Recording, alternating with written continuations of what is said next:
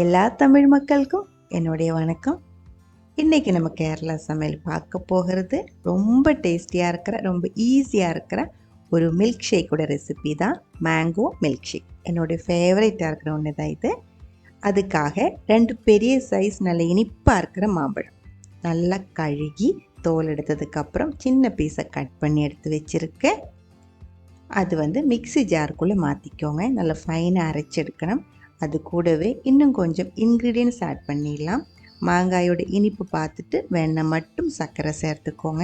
நான் இப்போ இதில் 2 டேபிள் ஸ்பூன் ஃபுல்லாக சர்க்கரையும் சேர்த்துருக்கேன். பால் தான் ஊற்றி இருக்குது. கொதிக்க விட்டு ஆற விட்டு நான் ஃப்ரிட்ஜில் வச்சு சில் பண்ணி எடுத்த பால் 1/2 லிட்டர் அளவுக்கு ஊற்றியிருக்கு. கூடவே 2 டேபிள் ஸ்பூன் ஃபுல்லாகவே ஹார்லிக்ஸ். இதுதான் இதோட மெயின் இன்க்ரீடியன்ட். டேஸ்ட்டு கொடுக்குற மெயின் இன்க்ரீடியன்ட் ஹார்லிக்ஸ் தான். இதே மாதிரி ஸ்பூன் வச்சு ஒரு டைம் கலக்கி விட்டதுக்கப்புறம் மிக்சியில் இது எல்லாமே சேர்த்து நல்லா அரைச்சி எடுத்துக்கோங்க. கலக்கி விடாமல் அப்படியே அரைச்சிருச்சு அப்படின்னு அந்த ஹார்லிக்ஸ் போய் மூடியில் ஒட்டி நிற்கும். அதனால தான் நம்ம ஸ்பூனில் ஒரு டைம் கலக்கி விட்டதுக்கப்புறம் அரைச்சி எடுத்துருக்கு. அவ்வளோதான், சூப்பர் டேஸ்ட்டில் மேங்கோ மில்க் ஷேக் ரெடியாக இருக்குது. 2 பேருக்கு குடிக்கிறதுக்கான அளவுக்கு தான் இன்றைக்கி நம்ம ரெடி பண்ணியிருக்கு. இதில் நம்ம எடுத்துருக்கிற மாங்காய் நல்ல இனிப்பாக இருக்கணும். ஹார்லிக்ஸ் கண்டிப்பாக சேர்க்கணும்.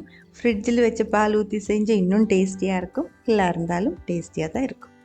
மேலே கொஞ்சம் ஹார்லிக்ஸும் இதே மாதிரி சேர்த்து குடிச்சு பாருங்கள். கண்டிப்பாக உங்களுக்கு இது பிடிக்கும். ட்ரை பண்ணி பார்த்ததுக்கப்புறம் உங்களோட கமெண்ட்ஸ் எல்லாம் சொல்லிடுங்க. இந்த சமையல் பிடிக்கிற ஃப்ரெண்ட்ஸுக்கு மறக்காமல் ஷேர் பண்ணி விட்டுக்கோங்க.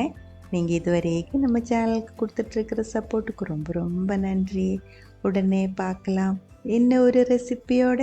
அது வரைக்கும் வணக்கம்.